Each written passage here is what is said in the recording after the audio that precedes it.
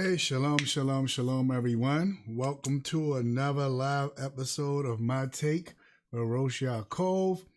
Yes, we are live broadcasting on 3 platforms at once. 3 platforms at once. We're on Facebook, we're on YouTube, and of course, we're on TikTok. So if you are watching on any of those platforms, you should be able to comment, and I should be able to see your comments if you comment. But if not, and you want to be able to comment, then you have to go to YouTube. Only way you'll be able to comment, if it's not letting you do it on those other platforms, is on YouTube. And of course, if you don't see the beginning of this, and you want to see it, or if you can't see all of it because it's late at night and you like, hey, I'm going to catch it later, then you only can catch it on YouTube. I was trying to figure out how to catch it on TikTok to see how it vibes on TikTok, but I'm unable to. It seemed like once the live ends on TikTok, it's gone. Unless y'all people more familiar with TikTok know more about it. But it seems as though it's gone. Now, on Facebook, it is available as well. So you will be able to see it again on Facebook. But of course, YouTube is the way to go. All right. So I'm not going to hold y'all long tonight. This is a late night live. I did not want to go on this late, but it was a lot of things going on today that I had to take care of. So I had no choice. I figure either way, as long as I come on the days that I said I'm going to come on, we just got to make it happen. And unfortunately, most of my audience watches on a replay anyway and doesn't watch the live. So that gives you less incentive to try to jump on by a certain time, because you like, they really even going to be on here? I get so many people that look at my stuff after the fact instead of looking at it while it's live. And then a lot of them still don't subscribe. They'll watch it and watch it through, and I'm like, just click a button, click a like button, click a subscribe button. I got videos with hundreds of people watching it, and it's just like, okay, we watched it. Like, are you subscribing? Are you sharing it so others can get it? We try to get this Torah knowledge spread. With that being said, I want to thank my sponsors. Which of course is the SGG, Simply Gorgeous Glow. Always putting the information out there, trying to make sure people hear this word of the Torah. I appreciate my Sister Linda, so much. Again, I got a product here. This is like, again, I tell y'all, this is my favorite one, the royal butter. This royal beard butter is really, really awesome. I love the way it grooms my beard. She got all that kind of stuff in the description below. Of course, the beard oil. Gotta check that out as well. So please, please, please, support those who are supporting the Torah. Support those who are supporting the Torah. Also, of course, you know, I got my AOC joint on. That's right. Another one of them fresh shirts from the AOC, the Art of Clothing. The Art of Clothing is definitely in the building. Brother Alex is doing his thing. And let's hear a word from Brother Alex before we go further.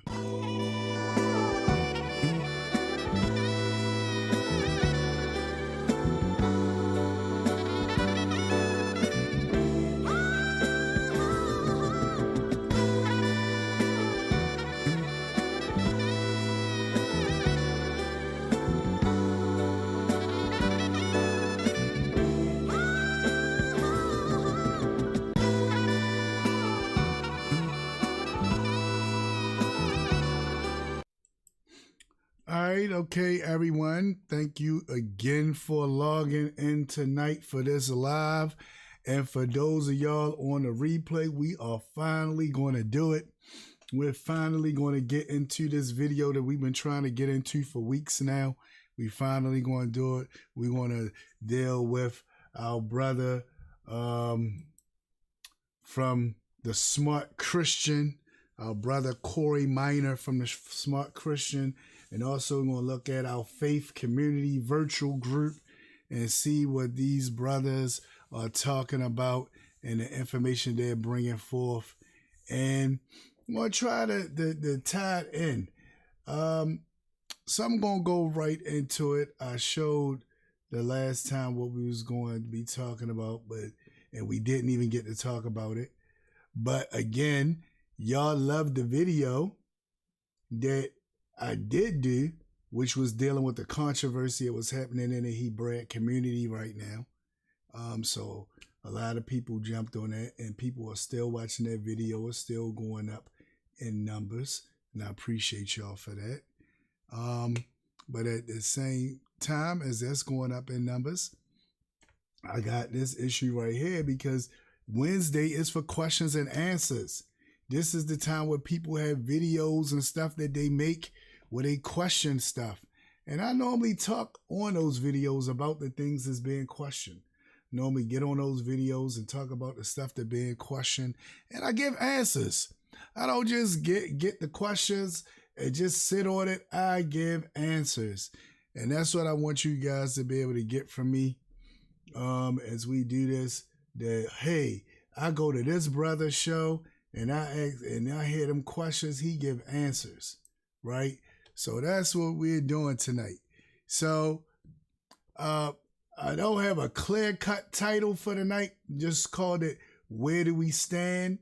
By the end of the night, that title may change for those of y'all who know me, especially those of y'all who listen to my messages or sermons or whatever you want to call it, the divine words that the Almighty's giving me.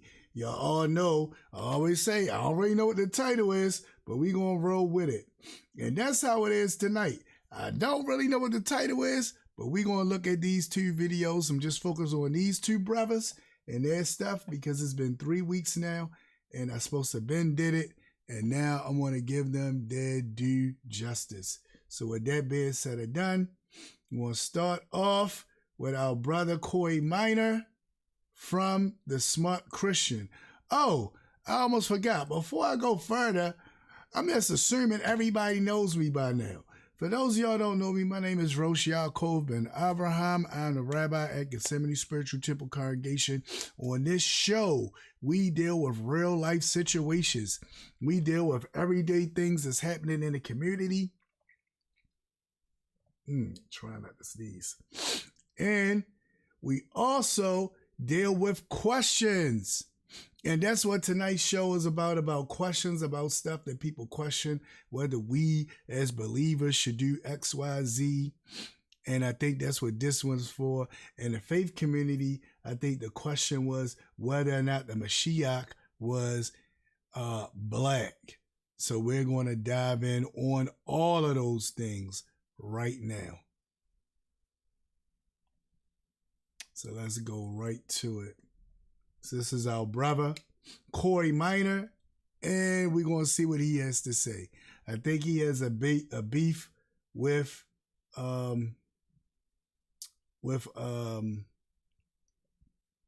Pastor Jamal Bryant. So we're going to go from there. Times, though, however, when you should introduce things or speak about things that are also political in nature, only and if they are germane to what the Bible speaks of. Okay, so let's rewind that. I'm going to rewind that back. We'll see some of his intro because I want us to really get what it is that he is trying to tell us.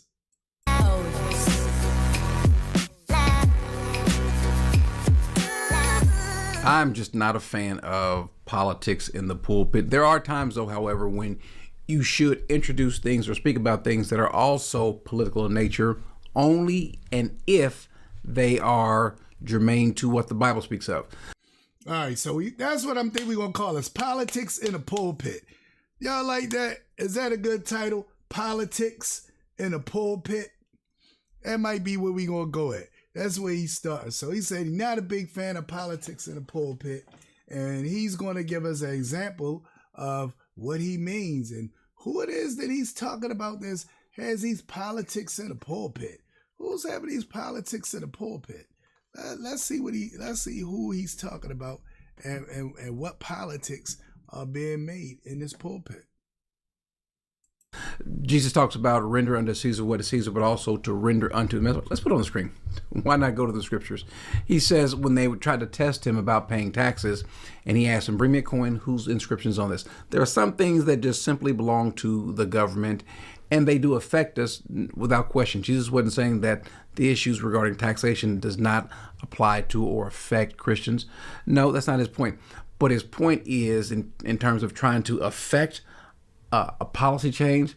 No, our job is not to come and try to effectuate a policy change. It is to deal with what is of God. All right. I think I said this on the other video, but I'm starting this over fresh because I know some of y'all probably didn't even see that video.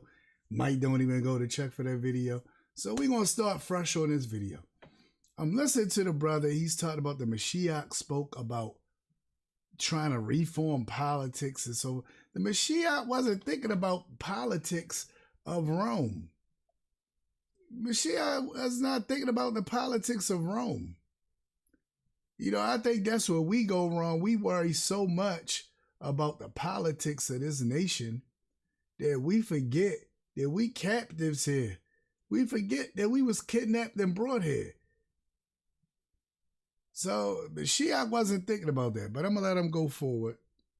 So fine, let Caesar deal with what's Caesar's, and then let God deal with what is God's. So he says, render unto Caesar what is Caesar, the things that are Caesar's, and to God the things that are God's. And so there are times when politics enters the fray or spills over into what are or what belongs to God. Things.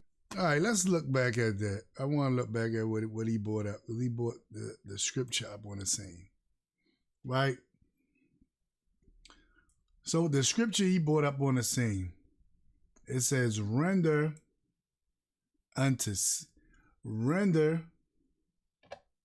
to Caesar the things that are Caesar's, and to Elohim the things that are Elohim, right?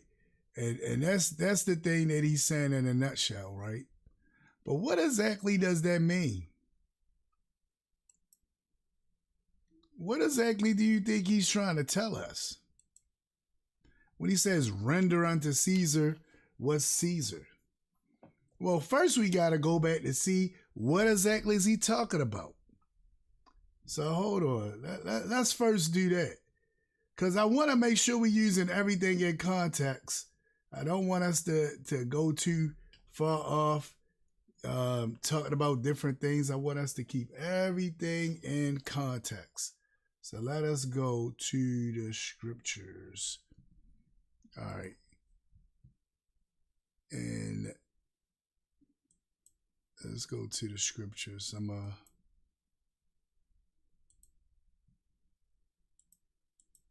right. Let me pull it up real quick, people. We want to be on point with this. Render unto Caesar.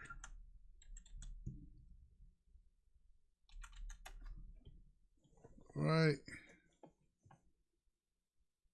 Now, I think he's in Matthew's, I believe. So we're going to look at that verse. We're going to look right at that verse. I'm going to go to new. Let me see. Let y'all see what I'm doing. I get bad at that. I'm assuming y'all know what I'm doing, but I don't show you. So let me show you what I'm doing. All right. So now we're about to open up the New King James Version. Well, I got to make this letters a little bit bigger because it's kind of small. Y'all see I got these glasses on. So I want to make them a little bit bigger. All right. Now, this is what's going on. Now, this is not talking about politics reform. The Mashiach wasn't worried about politics. he was asked a question. Look at what it says happened. Then the Pharisees went and plotted how they might entangle him in his talk. So they know he's pro-Hebraic, right? He is pro-Hebraic. That means he is about the Hebrew people. He's not about the politics of the land. He's not concerned about any of that stuff, but he's concerned about his people and how his people should react. So we got to keep this in mind as he's using this verse, because we don't want to take it out of context and make it like he's concerned about Caesar and the things of Caesar. If we just read that verse by itself, that's how it might come off. Like he's just worried about Caesar and the things of Caesar. But in reality, they trying to trick him because they know he's pro-Hebraic, he's pro-FBA, ADOS, West African Jew. The Mashiach is pro-us all day. Now they trying to entangle him by getting him to speak against the government of that day. And look at what happens. Then the Pharisees, this is verse 15. Then the Pharisees went and plotted how they might entangle him in his talk. And they said to him, their Talmudim. So they said to him, their disciples. So notice who they sent it to him. They sent it to him, their disciples that studied under them. So they sent in the rabbis to him, right? Because remember, the Pharisees are supposed to be the forerunners of the rabbis. So they sent in the rabbis to him, and they're supposed to entangle him. Look at what they say. And they send Herodians. So they send people from the government. People from the government that was loyal to the government that could probably, more than likely, arrest him if he speak against paying taxes. So look at what they're doing. So these guys are coming with the government. I want you to keep that in mind because we're going to see where it's going, but I want you to understand a verse that he's using and how it should be used, right? Look at what it says.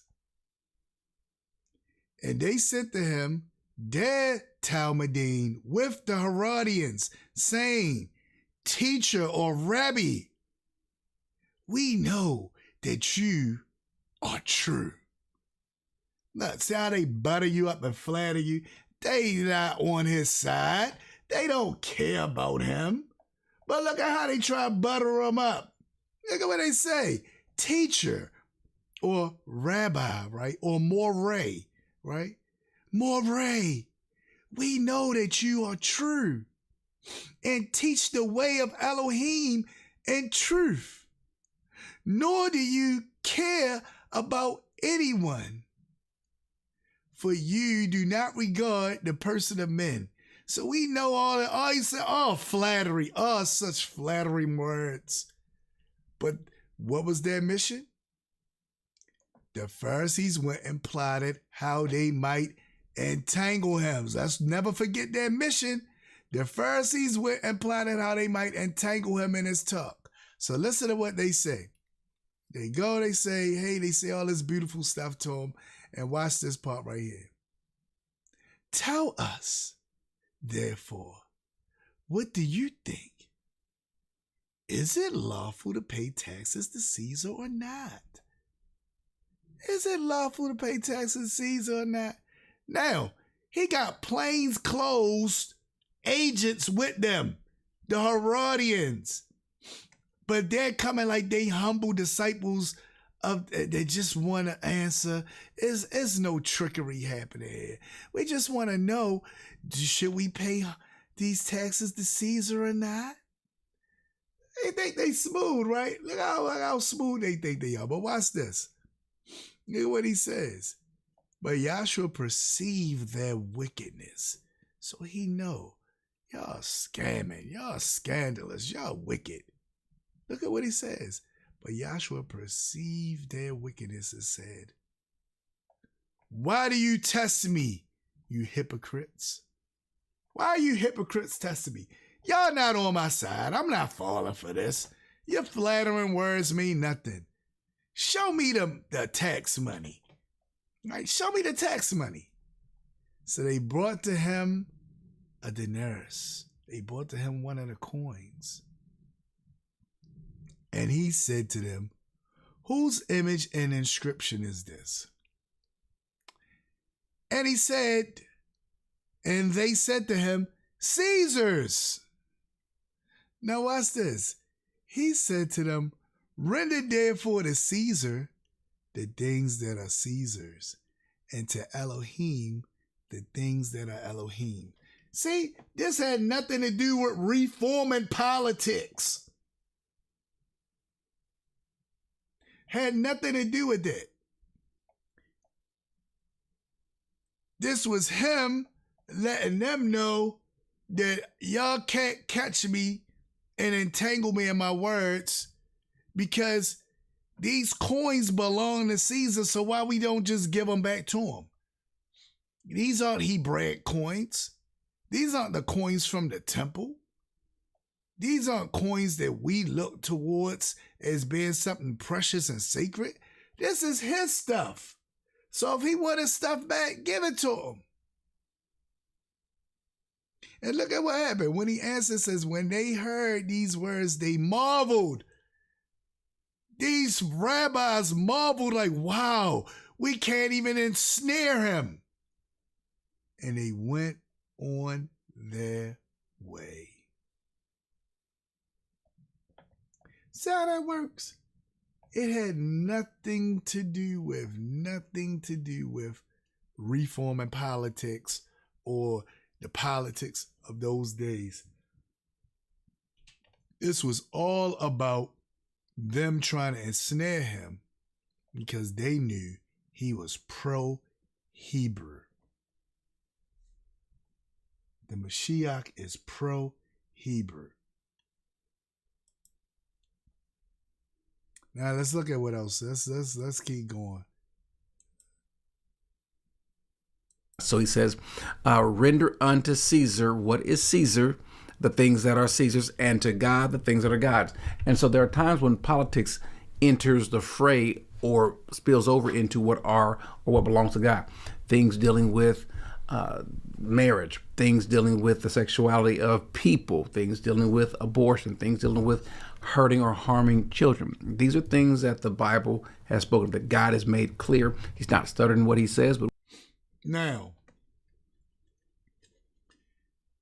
those are political things that we have today. That wasn't political stuff back then.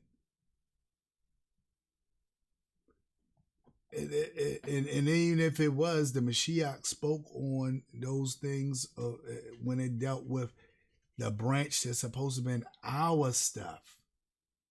He wasn't going around telling the Romans, hey, Romans, this is what you should do. Hey, Romans, you're doing this wrong. You should do this way. He wasn't concerned about the Romans. He didn't come for the Romans. We got to keep that in mind. He spoke to his people. He was concerned about the actions of his people. He wanted to make sure his people were on point doing what they were supposed to do. He wasn't running around telling the Romans, you Romans are in sin. He was telling it to his people. But I digress. But we want to try to kind of equivocate with what he's saying to try to make it appeasing to blacks who are more political than they are about Jesus. They're more black than biblical. And so we have... See, and that's the thing. You talk about being more black than biblical, right? And that was the issue, right? Black versus biblical. Being more black than biblical. What are you talking about right now? That's why I like when the Hebraic community, we understand that being Israel is biblical. There ain't no getting around it. It is biblical. It goes hand in hand. Bishop Wooden calling out Jamal Bryant, who you could probably pick a day, any day of the year, and it's a good day to call out Jamal Bryant. I want to show you something. Play the clip, Devontae. Get out of there, Negro, and stand with your people so that you understand that God is on our side. All right, stop right there. Now, he's introduced something. Before he starts his sermon, he wants to bring this up because he wants to kind of address something, and I can see why. I'm not bothered by it. Again, I don't know that I would necessarily bring up too much in politics, but what he's brought up, though, over the last year or two, I think they are important because what's happening is we've got people, especially in the black community, who are moving away from what we know to be true just for the sake of being black. And what we see now is we have black church. See, and that's what he talked about, identity, religious perspectives and so on. No, it's not the moving away just for the sake of being black. What you see happening now in the black community is an awakening of people that now know who they are. And knowledge of yourself is powerful. They're not saying, I'm just going to focus on this, then the other. Why can't I have knowledge of myself and practice the Bible? I got to throw that away just for the Bible? That's not how that works. Especially without people being tied into the Bible, because it was written for us. But I digress. Church versus black church. I know there's no such thing really as a black church, but there are churches that are frequently majority of black. They're frequented by a majority of blacks over here, and we've got different groups. And more you're seeing some that are majority black who are going to stand for the gospel. That should be the main thing, the most important thing. But lest we forget what it was that Jamal Bryant said, let's just play a little bit of what he said. But I ain't afraid of the spooks that sat at the door. These runaway slaves hiding in the White House gonna throw my picture up thinking that I'm gonna be afraid. I ain't ever scared. In case you forgot, I'm from the west side of Baltimore. If you got a problem, pull up on me. Would you look at your neighbor and tell him I ain't running nowhere? I like that, though. Now, he in Atlanta, but he represent Baltimore. That joke was funny, boy. It's at the west side of Baltimore. I hear you. And I'm east side till I this side. But I feel you, west side. I feel you.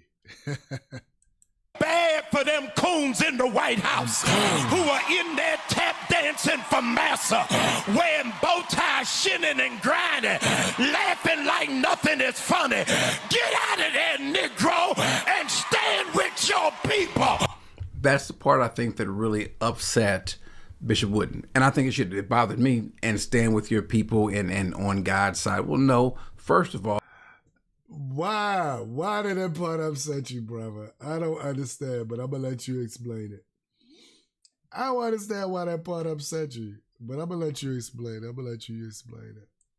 In no universe could anyone say that Jamal Bryant and the things he stands for is on God's side. Remember when Joshua is confronted by the commander of the Lord's army and he says, whose side are you? Are you for us or for the enemy? No.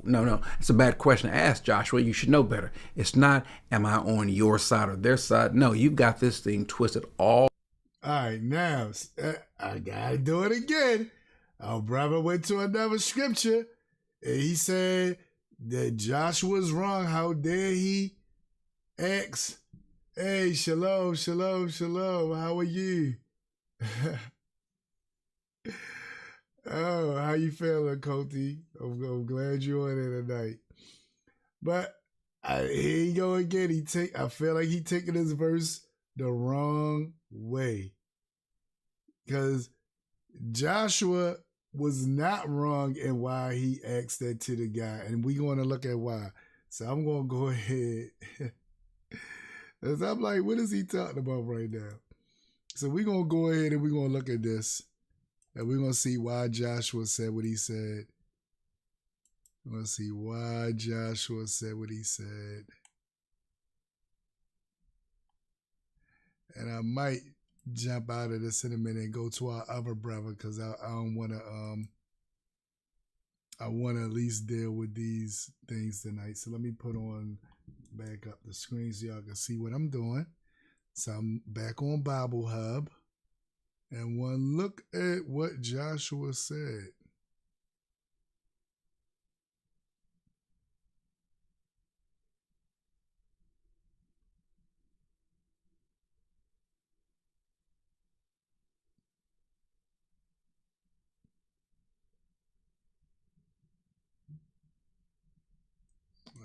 Let's see, what verse is that in? Trying to see what he said that was in. Well, he just brought up what Joshua said, but let me find exactly where that's at, what Joshua said that.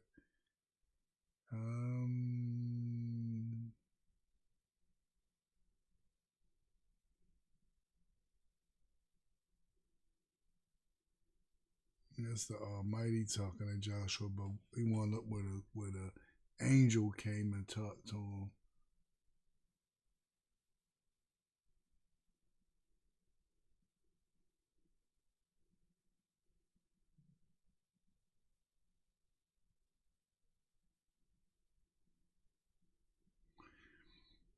Okay, maybe it is.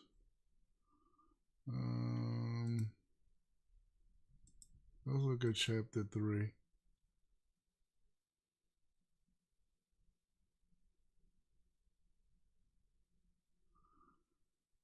You know what? I'm going to let me just search and find exactly what it is. It seems like whenever I'm trying to find this one way, I can never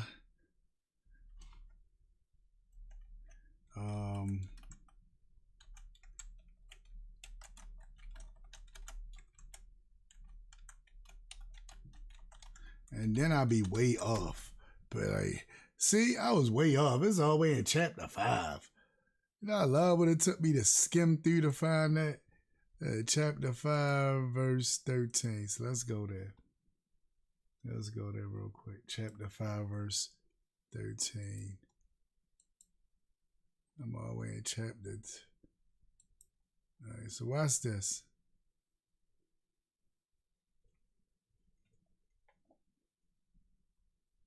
Now,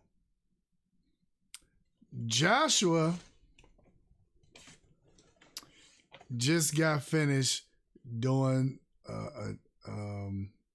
just got finished getting himself ready to go into the land, and they was about to have Pesach. Now, when you have Pesach, if you are uncircumcised, and hear me well, people out here that's talking about having be a part of the Pesach Seder this year. If you are uncircumcised, you are not supposed to partake of the Pesach. I'm sorry, but I gotta give it to you how it is. Let me let y'all see why I'm giving it to you like it is, right? I gotta put my official title up now as I say this. If you are uncircumcised, you should not be partaking of the Seder. Now, some people say, well, it's not the real Pesach. So, but the whole thing is, if you coming back to the people and you saying this who you are, you're supposed to be circumcised. You're supposed to be circumcised. Sorry. I don't know what to tell you. Sorry, not sorry. But you're supposed to be circumcised. So if you are not circumcised, you're not supposed to eat. But let's go back to the scripture, right? They was about to had a Pesach, but the people wasn't circumcised. So he understood this. He said, all right. It says, then Yahshua, verse 7, circumcised their sons, whom they raised up in their place, for they were uncircumcised because they had not been circumcised on the way. So they didn't circumcise on the way. They was uncircumcised. And he says, look, y'all got to be circumcised in order to eat the Pesach. So it was when they had finished circumcising all the people, they stayed in their camp till they were healed. Then Yahweh said to Yahshua, this day I have rolled away the reproach of Egypt from on you. Therefore, the name of this place is Gilgal, which means to roll, right? Now watch this. After he does this, where he gets this removed from him, now something happens. Look at what it says in verse 13. And it came to pass when Yahshua was by Jericho that he lifted his eyes and behold, a man. Now, you are leading an army. Y'all are battling people. You are on your way into the land. Who do you run into? A man. Didn't say he knew it was an angel. What he saw was a man. How was this man? This man stood opposite him with his sword drawn in his hand. This is not a peaceful motion. This is somebody that looks like they're ready to attack you. He has his sword drawn. He's a man standing there with a weapon.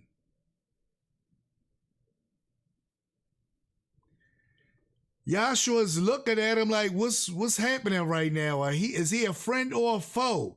How is that the wrong thing to ask? He at war. He don't know who this guy is standing here with a sword. So the first thing he says,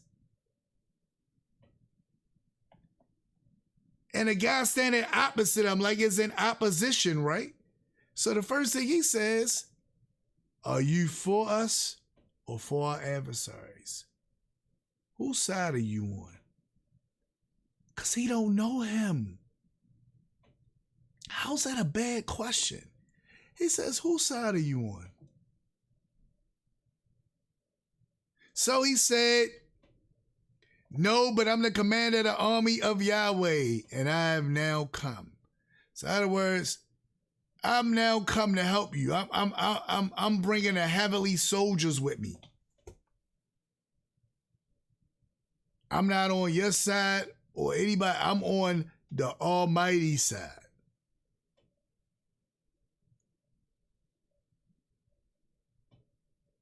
So when he told him that, look what Yahshua did. And Yahshua fell on his face to the earth and worshiped and said to him, what does Adonai say to his servant? Then the commander of Yahweh's army said to Yahshua, take your sandal off your foot, for the place where you stand is holy. And Yahshua did so. So I'm confused when our brother says Yahshua was wrong to ask any questions. Like, he was wrong to do that. But I'm going to let him continue. All the way around. It's not, am I on their side or your side? It's who's on my side. Are you on my side? Are you for me? Because if you are for me, then fine. But if you're against me, then you literally are going to have hell to pay. Now, that's what he said. He asked them, are you for me or against me? So I think our brother just got to reach up on this a little bit. Because what he said Yahshua should have been asking is exactly what Yahshua asked. That's exactly what he asked. He asked exactly that. But I'm going to let him finish. We're trying to make the Democratic Party or the Republican Party to be the party of the Christians. Neither of the parties are the party of the Christians. Now, Christians can use any one of these parties as tools. That would be fine to get certain things that you think are encroaching on society. Or, by the way, even if it's not even a Christian issue, just things that you think are pertaining to you, that's fine. And there are times where some of those things are Christian in nature. So he's worrying about different issues being Christian in nature or being biblical in nature. The thing is, when it's something biblical in nature, we already in our community are teaching that this is something that we need to work on. This is something we need to look out for. This is a certain way we got to look at this and view this, right? We already teaching that without even being connected to the politics. It's just a way of life. The idea is, can we make other people that's not our people do these things? And I think that's where we get mixed up at. Because even in the example about the Mashiach was not talking to everybody. He was talking to Israel. And he said, hey, these coins are theirs, give it back to them. Now, can everybody take a lesson from that? Yeah. But does that mean he was talking to everybody? No, because he wasn't. Such as abortion, such as the alphabet community agenda, such as the trans agenda, dealing with, especially with kids. If you're 50 years old and you decide that you're a grown man and you decide at age 50 or 60 that you all of a sudden want to be pretty and you want to wear dresses, fine. Now we're going to say that it is a repulsive and perverted, but if that's what you want to do, if that's what floats your boat, knock yourself out. But for children, there is a problem. So now we see Bishop Wooden giving his response. That's Jamal Bryant in Atlanta berating African Americans who went to the White House to celebrate Black History Month with the president. So he told the... I'm going to let you keep going. I'm going to stop. Go ahead, Bishop. Go ahead, Bishop. Negro to get out of there and go stand with your people so you will know that God is on our side. All right. I personally don't have a problem with him being upset with them. I feel like he feel like they being used. My whole argument has been used for what? I don't get it. Trump is in there now. He don't gotta cater to blacks. If he's such a racist and against black people, why is he still trying to convince black people that he not? What I found interesting, and y'all know I did a video on that, and I got the people right in it that he's talking about. That's why I laugh, because I know exactly what he's talking about, right? When I did the video on this, I just showed the contrast and what happened. And Bishop is going to say this. We was told that Trump was getting rid of Black History Month, but yet still he's celebrating Black History Month. So I was like, wait a minute, I thought you was getting rid of it. We was told that he's getting rid of the 14th Amendment, where he's trying to really make sure the 14th Amendment just does what it was supposed to do, which was to work things out for black people, for us, for FBA, ADOS. That's who the amendment was made for, not everybody. So, I don't know, but I'm going to let Bishop talk a little bit. Now, if one time they were trying to put out that President Trump canceled Black History Month. You know he canceled Black History Month, don't you? You know black folk will believe anything.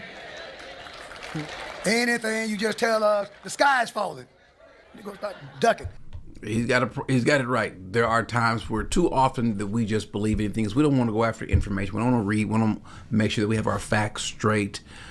Happens all the time, and it's got.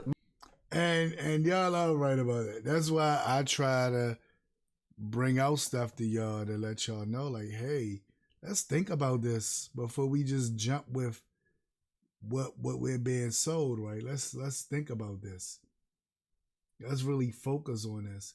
Because sometimes we can be used, right? And that's the main thing is, and I think we realizing that now, is we don't want to be used.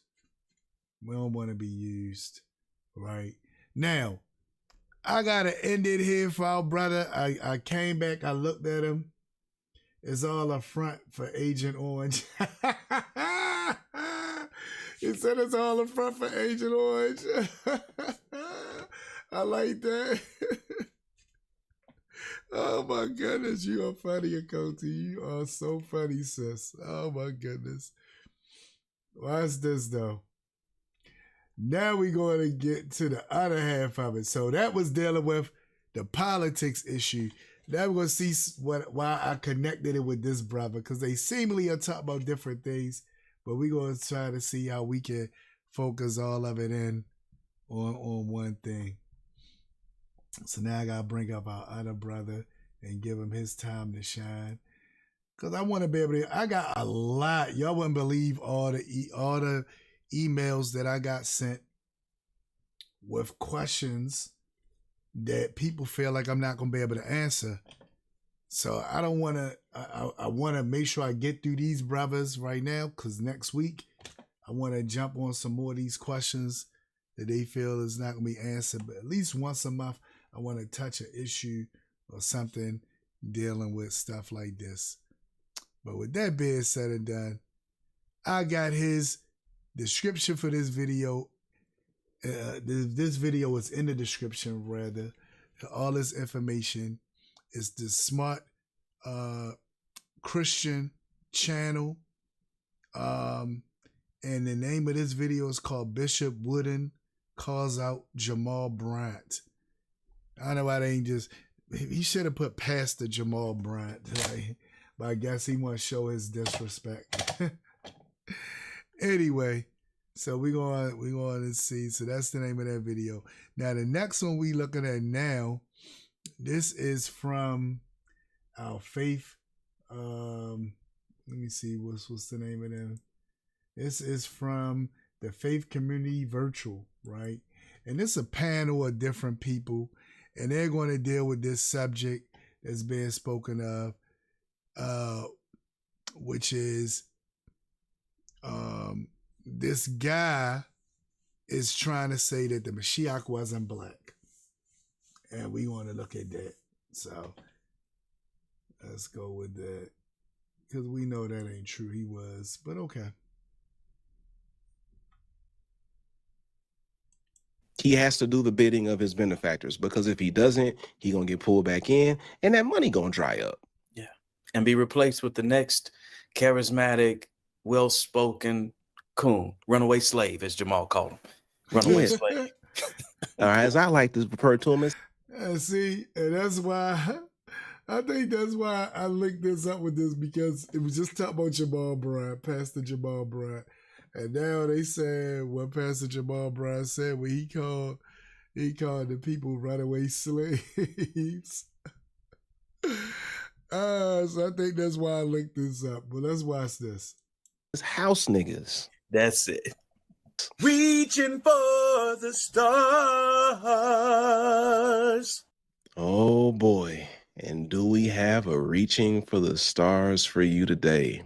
I mentioned earlier that somebody put an image of me, Jamal Bryant, and Philip Anthony Mitchell on the same YouTube thumbnail to say how we're all unhinged pastors. And I'm not trying to convince anybody that I'm not unhinged. I know why people don't like me. I know why people don't like my theology and my ministry, because it's a totally different paradigm from anything that they've ever considered. So it just causes all types of cognitive dissonance, and they don't know what to do with it. So the easiest thing to do is condemn me to hell, tell me I'm Satan, tell me that I'm teaching doctrines of devils. But it is also very important to me that you don't conflate what I do with what some of these other folk do, because we are not the same.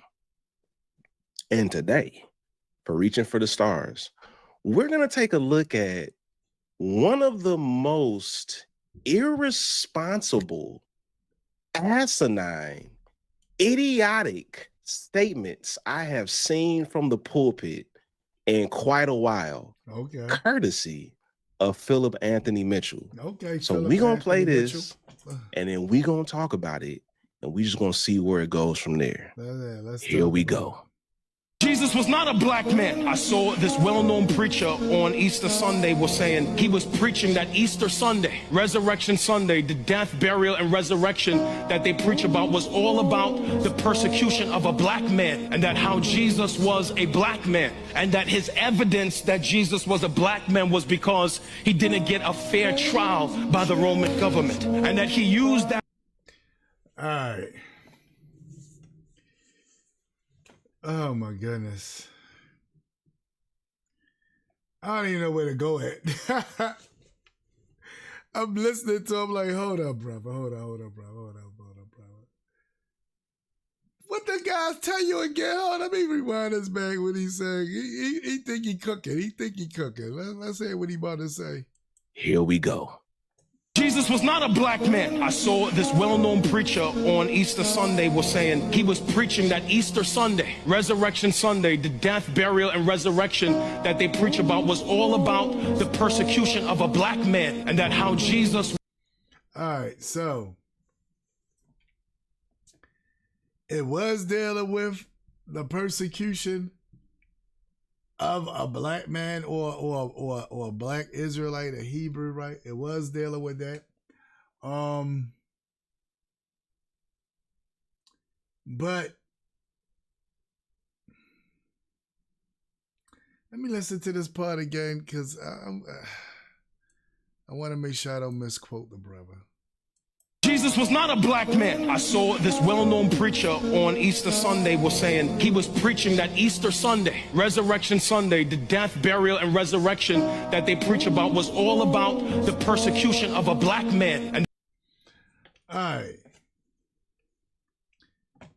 Number one, I remember exactly what I wanted to say. Number one, I know I'm dealing with Christianity. We're not even supposed to be celebrating Easter. It don't tell us nowhere in the Bible to celebrate Easter. You know what it does tell us to celebrate? Pesach or Passover, which is what I got into or it was explaining from the scriptures that oh my goodness. Let him finish. And that how Jesus was a black man, and that his evidence that Jesus was a black man was because he didn't get a fair trial by the Roman government. And that if that was his evidence, I agree with you, Ak. I'm sorry. If that was the evidence that they gave you to try to say that the Mashiach was black because he didn't get a fair trial, I agree with you that that is wrong. Getting a fair trial from the government, that's stuff we dealing with here. That had nothing to do with the biblical story. So if he's saying that so far based off of what he talked about, if he said this, I got to be in agreement with him. But not that he wasn't black, but in agreement with him that that's not enough to prove that he black. Oh, he went through some legal issues. I heard somebody once say, oh, we know he was black because he know who his daddy was for real. And I was like, wow, y'all equating stuff that we dealing with here to the Mashiach? Is this what we doing now? So if they use that example that he said, I had to agree. That's weak to be able to say this is how we know he black. Cause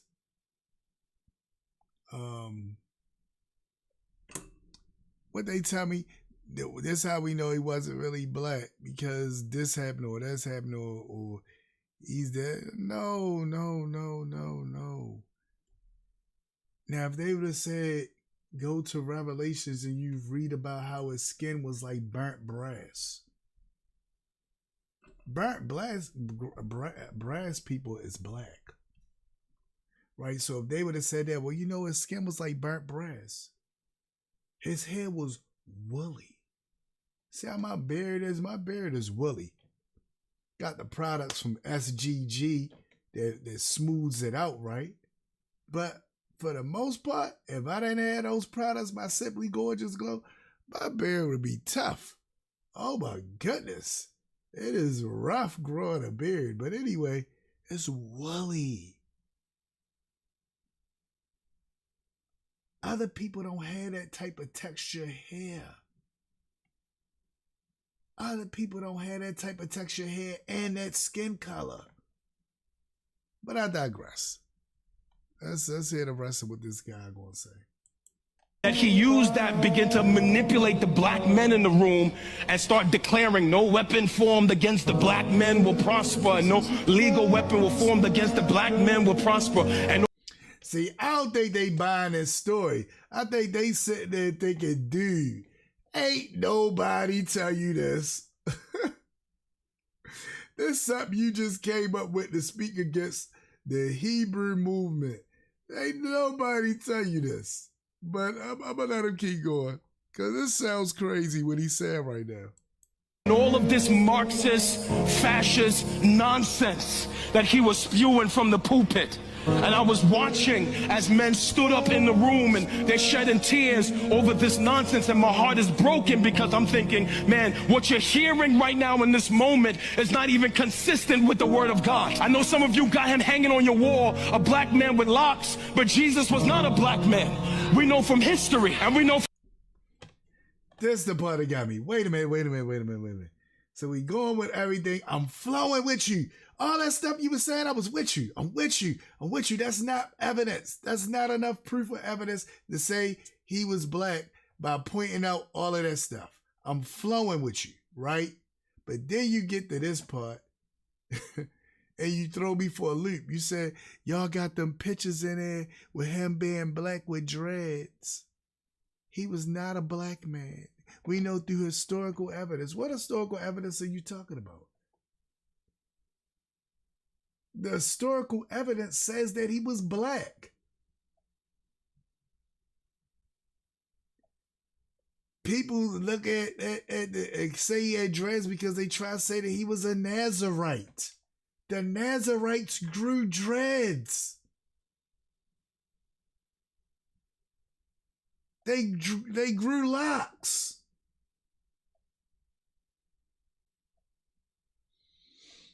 Okay. I want to know what historical stuff he talking about. from the word of God that Jesus was an ethnic Jew, and he was born into a family of ethnic Jews. And yeah, he was an ethnic Jew. And guess what? The ethnic Jew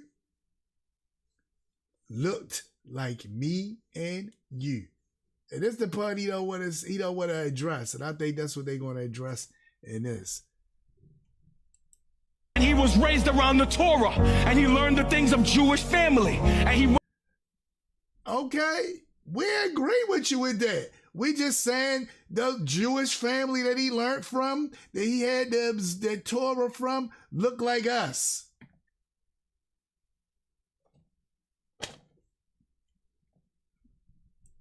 went into the synagogue as was his custom, and he fulfilled the law because he came to do that. And he came to his own first. The people. Yes, that's what we're saying. That's what we're saying. People get mad at us for saying it. You get mad at us for saying it. I guarantee if we say it's about coming to us, he came to his own first. You're like, no, brother. It's about everybody. It's about everybody, brother. Brother, it's about everybody. But now when you say it this way, you say ethnic Jew, and you think by you saying ethnic Jew that means somebody other than somebody black. You never heard... You never heard of Rastafari? Haile Selassie? The 125th descendant of Melech Shlomo, who is a black man, or was a black man before he passed. You never heard of him? You didn't see the pictures of the black Palestinians that's in the land that they try to hide from us and only show us the other ones? You ain't never see that? Oh my goodness. People of Israel, the Jewish race. So we know that Jesus was not a black man. I don't care what false doctrine. I don't care about no Hebrew Israelite. We know that Jesus was not a black man. He said, I don't care about no Hebrew Israelite. You don't even understand what you're talking about. Through you said all this stuff about historical accounts. You ever read a book called From Babylon to Timbuktu? That book shows you unequivocally. That's why they hate that book. That book shows you unequivocally that the people that came here, that got brought here in the hulls of slave ships, those people was black. Sorry, Charlie. But some of us use our race as idolatry. I don't care. Black people do that. White people do that. We exalt our race as a form of idolatry. Okay, I'm wanting y'all to see what they gonna say. You see, Brother Christian in the corner laughing. Brother Christian Smith, the one that I got on the main picture. I think he like the host of this, and all the other people on there with him. I think he's like the leader of it. And you see him smiling, laughing at this because this is crazy right now. Jesus was not a black man. He was an ethnic Jew and had skin like brass and hair like wool. And as I watched the people.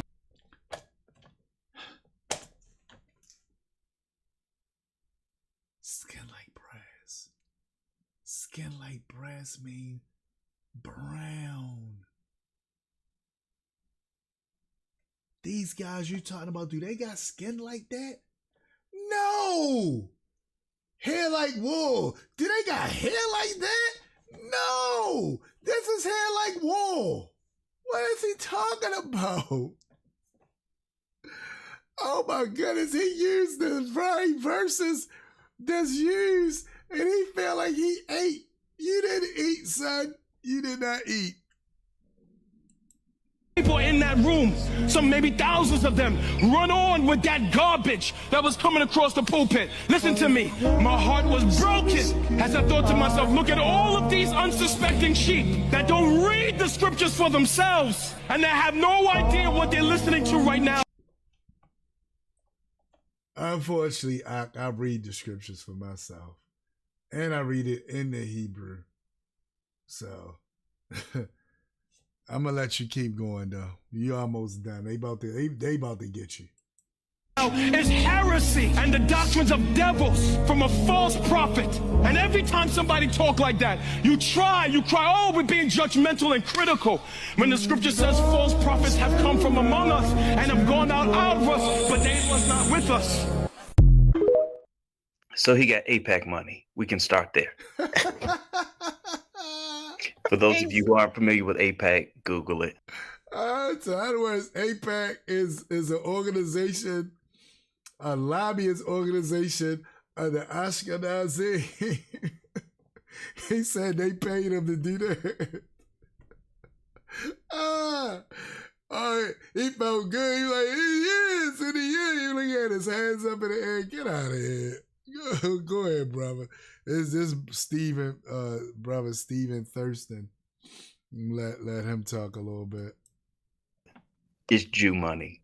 Again, why is this a point of preachment? Yeah, why you gotta speak against this? Because people waking up to the truth, and we gotta make sure they stay asleep. Like, what's going on here? What's going on here? Of all the things that you can preach, Of all the things. after centuries of white Jesus propaganda, why is it you choose to make this a point of preachment when black people see a reflection of themselves in Jesus. Now you want to call that idolatry? Have you once addressed white Jesus? No, he has For me, not. most concerning is the psychological toll on congregants who absorb these messages.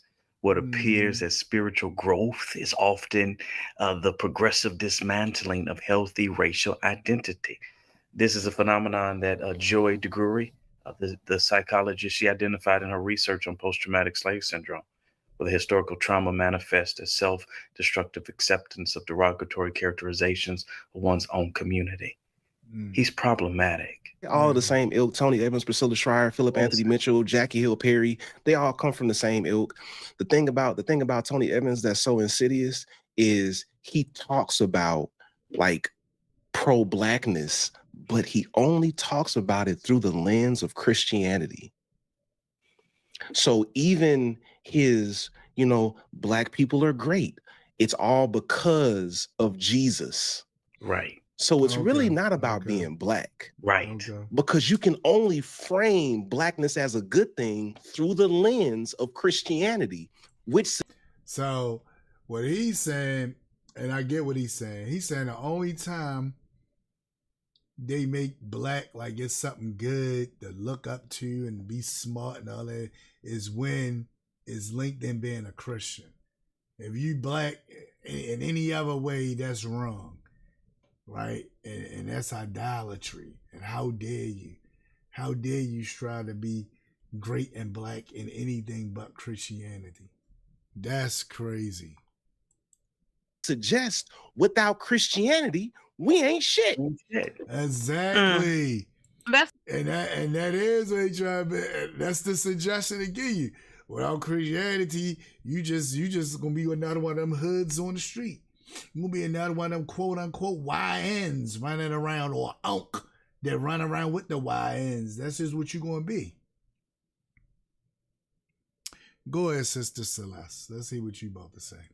That's why I stopped going to church for a while, because it's like, if you have any, like, and I'm not talking about you have to be highest IQ geniuses like you and Steven. I'm saying just a regular brain. You go to church and they are telling you things that you know are untrue. But because of the hyper emotion and the cadence and the music and all the manipulative things that we are accustomed to, you'll just take it.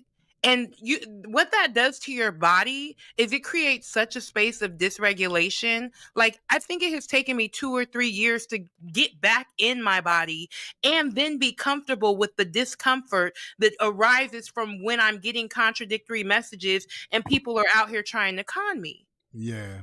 But growing up in church, I would have continued to accept that abuse from whatever environment I was in, because I accepted in my spiritual place. So I can't deal with that anymore. He said Black Jesus is Marxist and fascist, which was language a terrible conflation. Yeah, because those two aren't even aligned. Marxism is just a critique of capitalism.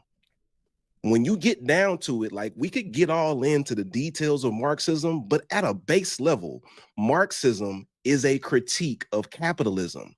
And right now, we live in a fascist state that is capitalist.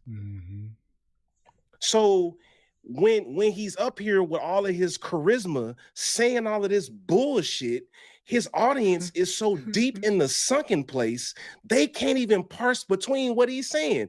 This Marxist, fascist, nigga, them two don't even go together. You know who's disappointed? His ancestors are disappointed. Go ahead, sis. Because this nigga is black as midnight. Exactly. And he got an accent. The rhetoric that he is speaking is the same bullshit that they had to fight when they were on plantations, because they always pick the Negro to tell it to other Negroes. Yeah. Because you know what? It might land softly. That's right. It might be more palatable. It might be easier to digest if it comes from somebody that looks like you. Yep. So not only are they disappointed in you as generational lineage, but they are disappointed that you perpetuate the same shit that they had to survive and die under. It's the same thing. He still wants to perpetuate the slave master's Christianity. Yep. What's wrong with me seeing blackness in the person and that's the thing. If you go over to Asia, or you might even go in an Asian church, when they show you the Mashiach, they got them looking like them. You go to other places, they got them look like them. You go to a black church from back in the day, the one that he wants you to go to, it's going to look like the oppressor. Why? Because they got to make sure that we look at them and hold them up to this certain pedestal. And that's what it's about. So Sister D right here brought out a lot. I gotta cut it short because I'm over the limit and we started late. But I appreciate my sister Linda being on here. SGG, Simply Gorgeous Global's in the building tonight. And we got a lot covered. We answered these questions. We seen that this guy didn't know what he was talking about. And we got a lot of stuff covered. So I just appreciate y'all. If y'all want to finish watching the rest of this video, it is in the description. And they have a lot of awesome stuff on their channel. So I will say watch all the rest of their stuff as well. And again, it's thank you all for everything. Thank you for watching. Thank you for logging on. And before we go, I'm going to play our artist of the week, which again, we had an encore request. Brother called me up from the news section, Brother Walter, and he said, man, that Queen Makedah, all her stuff is fire. I said, you know what? We're going to keep the trend rolling. So brother gave you a big shout out, said he loved what we was doing with that. So our artist of the week is none other than Queen Makedah.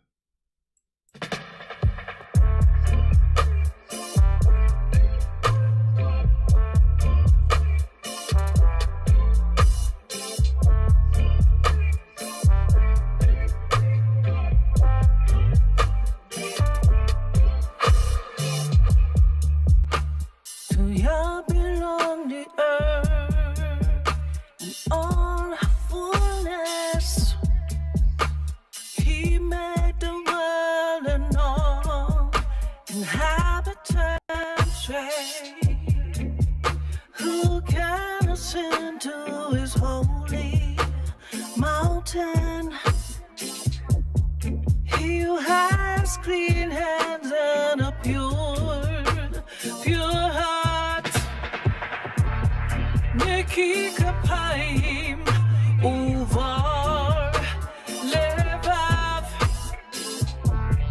Neki kapayim uvar levav. He who has clean hands and a pure heart. He who has clean hands and a pure heart. Hey, lo YHWH haaretz umilo. Hey, Queen Makedah doing her thing. I appreciate y'all for logging on here with me tonight. All y'all that's going to catch it on a replay, I appreciate y'all as well. That's another episode of My Take with Rosh Ya'acob. And tomorrow we're going to be dealing with the rules of engagement.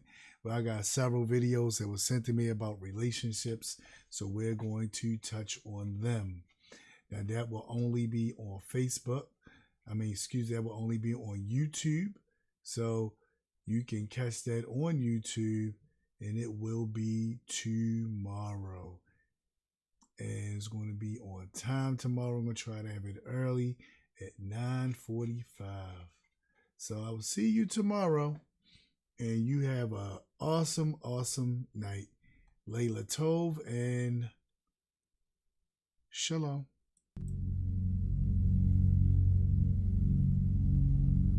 Shema Israel.